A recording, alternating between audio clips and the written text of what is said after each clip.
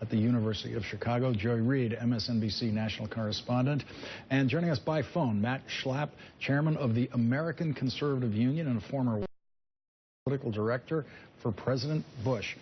Matt Schlapp, so no one apparently has told Jeb Bush that what he needs to do is say to Iowa and New Hampshire voters, will you get these poll numbers up, please? That is apparently what you do when your poll numbers go down. Trump is showing you how to get them up. Just go and ask for it. You know, it's a common strategy, just plead, that can often result in good things. You know, what's interesting about Donald Trump is almost every political advisor tells their candidates, please, for the love of God, don't talk about polls. And, of course, Donald Trump talked about polls, poll after poll after poll, when he was leading all these polls. And now when the news is not quite as rosy, you know, it's hard to listen to.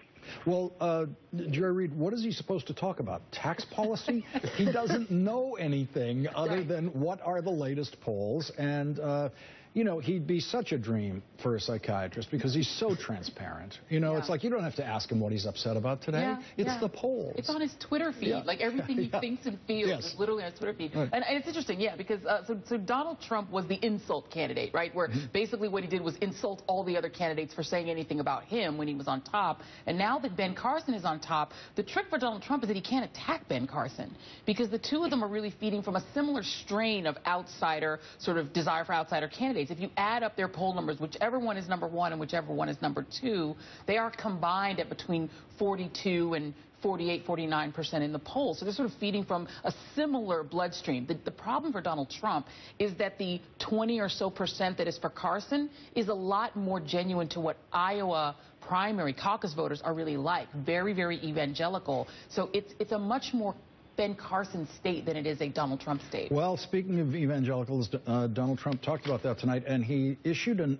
ominous warning to the rest of the candidates about the evangelical vote. Let's listen to this. I don't want to skip Iowa. I think we're going to do well. I think we're going to do great with the evangelicals. I think a lot of things are going to come out over the next period of time that are not going to be so good for opponents, honestly.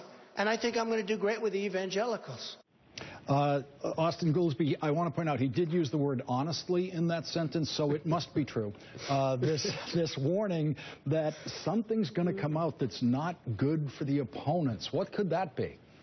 Well, you know, I'm sure he will dream it up. And like any bully, he's got this ability to kind of target in on things that actually are weaknesses. You know, he started the mantra that Jeb was low energy, and then that led Jeb to try to prove he wasn't low energy, and then he kind of shot himself in the foot. I will give Donald Trump credit. He was a little self-deprecating there in a way in his speeches and funny in a way that I hadn't seen him before. But I think it was a terrible mistake to really kind of go after Ben Carson's religion.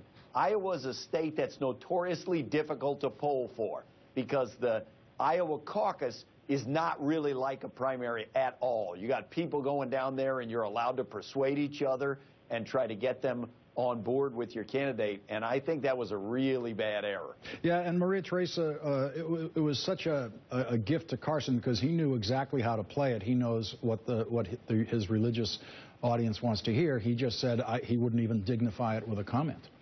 Right, and I think that Donald Trump is actually basically falling into the old Donald Trump where he's talking way too much and the other candidates are kind of like basically walking past him and saying, okay, let's see how far you tumble. And what's interesting, though, is that watching that piece that we just saw, is I can't imagine any American voter sleeping soundly at night if he were in the White House, knowing that he literally has a finger next to the red button at any minute. Why would you, I mean, really hard to fathom. And I think it's clearly that, yes, he's building crowds and momentums, but it's because people just want to see his shtick. They want to have access to this caricature that he's created for the presidential bid. What you're missing is basically a real reality show that he's basically signed on the dotted line. Instead, he has the news media feeding exactly what folks would like to aspire to be when it comes to a reality TV show for the presidential race. And when these guys talk about policy, they get themselves in even more trouble. Let's listen to Ben Carson talking about Medicare with Chuck Todd on Sunday. If Christie ever gets to the White House, we hope he never gets close to it. But if he does, the New Jersey bully says he's coming to Colorado to make you guys behave. I think he ought to keep his carcass back in New Jersey. That, you know, Ben Carson doesn't talk like that. I don't know who that was. So anyway, Ben Carson is in favor. The control room will get to these tapes whenever it feels like it. But Joy, Ben Carson is talking about replacing Medicare, just getting rid of it, letting people kind of fend for themselves in a much freer system. Now that, of course, is the road to absolute total wipeout defeat. Yeah, absolutely, because who are the most reliable voters?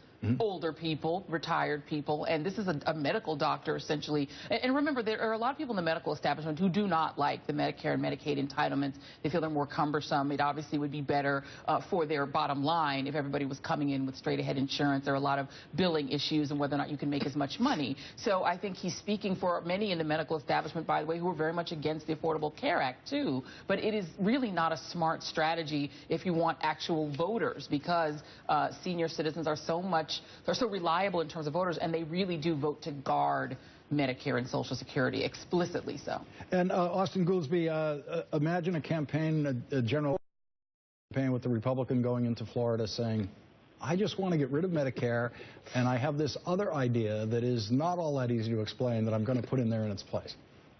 Yeah, I mean, it's bonkers. The thing is, let's be realistic.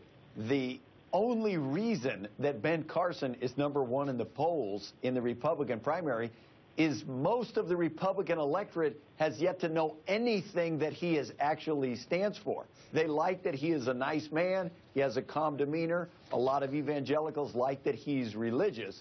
But as soon as you start finding out what the people are actually for, that's going to be extremely unpopular among Republican voters. They're not for getting rid of Medicare. Well, hey, Lawrence. Go ahead, Matt. Go ahead, Matt. You know, the other thing, let's just remember, let's be candid about this, and the real clear politics average, Ben Carson has been beating Hillary Clinton.